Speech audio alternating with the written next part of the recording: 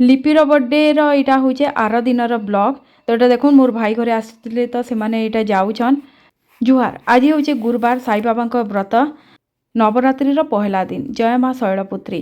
तो चलून आपण मैंने आज वीडियो के कंटिन्यू करूँ।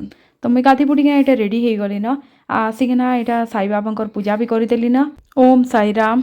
तो देखुन आपण मैंने भी दर्शन करूँ जय साई राम। तो आज मुझे लगेली बुंदी लड्डू भोग आबे टाइम हो गला न पूरा 12।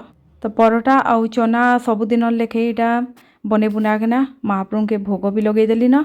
देन तापरे 1:30 बजे आड़े यहाँ मुई प्रसाद खाऊे। टाइम होता न पूरा 4:55। तो यहाँ आम बाहरलु आज फिर हूँ हिंदू नववर्ष। तो आपण मन के गुर्दुटे अभिनंदन आ चलुन जिमा समलेई मंदिर माँ को दर्शन करमा।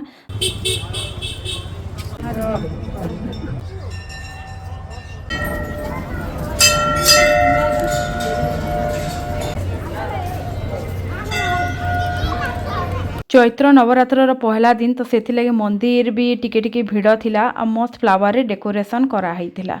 तो माँ को दर्शन भी बहुत बढ़िया करी हो गला। देन आसिकिना मुई संध्या देली आ साई बाबा मंदिर के मुई आसीगली न।